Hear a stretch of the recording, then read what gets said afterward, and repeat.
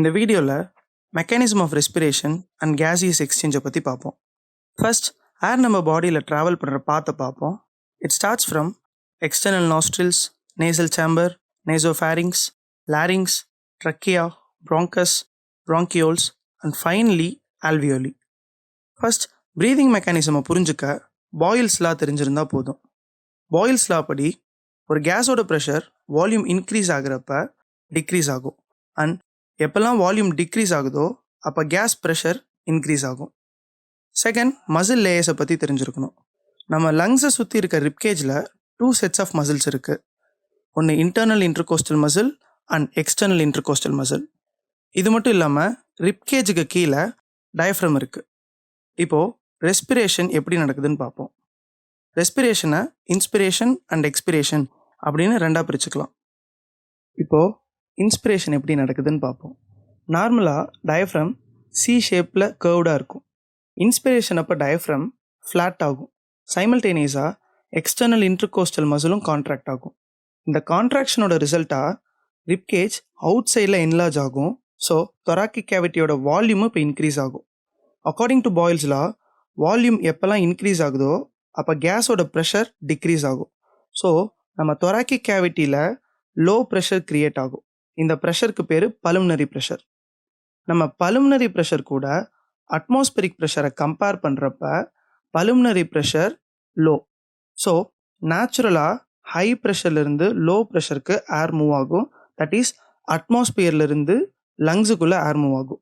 Next, expression அப்போ internal intercostal muscle contract ஆகும் and diaphragm அதோட ஒரிஜினல் சி ஷேப்புக்கே வந்துடும். இதோட ரிசல்ட்டாக தொராக்கிக் வால்யூம் டிக்ரீஸ் ஆகும். ஸோ பல்மனரி ப்ரெஷர் இன்க்ரீஸ் ஆகும்.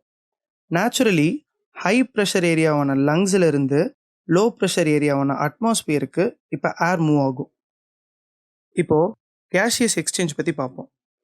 ஃபர்ஸ்ட், இதுக்கு பார்ஷியல் ப்ரெஷரை பற்றி தெரிஞ்சுக்கணும்.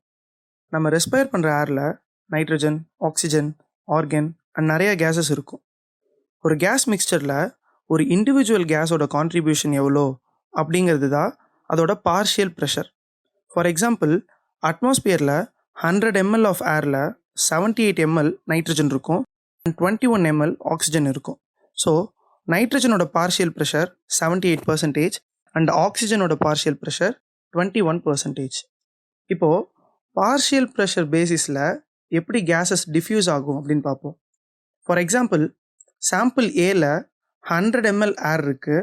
அதில் 70 ml nitrogen and 30 ml oxygen இருக்குது.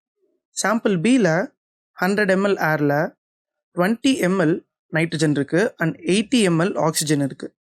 ஸோ இப்போ நைட்ரஜன் சாம்பிள் ஏல ஹையர் ப்ரெஷரில் இருக்குது அண்ட் சாம்பிள் பியில் லோயர் ப்ரெஷரில் இருக்குது.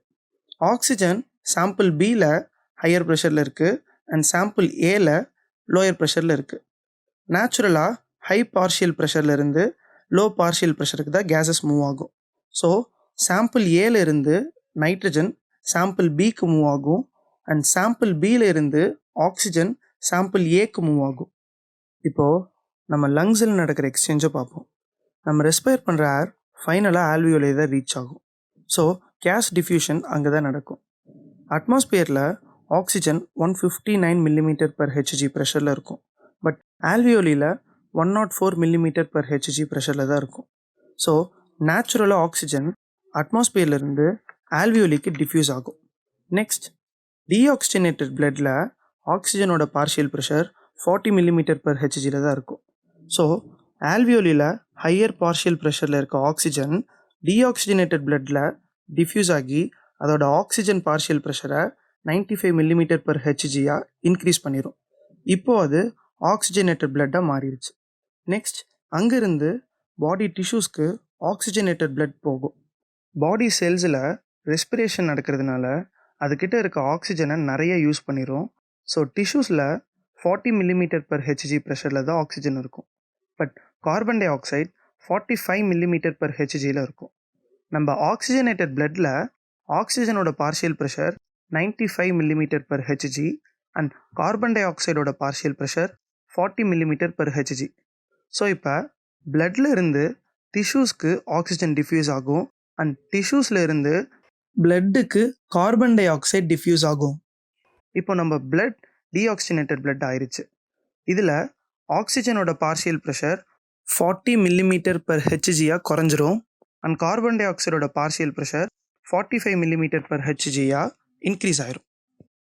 இந்த பிளட் திரும்பவும் லங்ஸில் ஆல்வியோலியை போய் ரீச் பண்ணும். ஆல்வியோலியில் கார்பன் டை ஆக்சைடோட partial pressure 40 millimetre per H G இருக்கும். ஸோ நம்ம டீஆக்சிஜனேட்டட் பிளட்ல இருந்து கார்பன் டை ஆக்சைடு ஆல்வியோலியில் டிஃப்யூஸ் ஆயிரும் அண்ட் அது எக்ஸ்பிரேஷனில் வெளியே போயிடும். தென் ஆல்வியோலியில் ஆக்சிஜனோட பார்ஷியல் ப்ரெஷர் 104 மில்லிமீட்டர் per ஹெச்ஜியில் இருக்கும். ஸோ நம்ம டீஆக்சிஜனேட்டட் பிளட்டில் ஆக்சிஜனோட பார்ஷியல் ப்ரெஷர் லோவாக இருக்கனால ஆல்வியோலிலிருந்து ஆக்சிஜன் நம்ம பிளட்டில் டிஃப்யூஸ் ஆகும். திரும்பவும் இந்த பிளட் ஆக்சிஜனேட்டட் ஆகிடும். இந்த சைக்கிள் திரும்ப கண்டினியூஸாக நடந்துக்கிட்டே இருக்கும். That's it for this video. See you in the next video.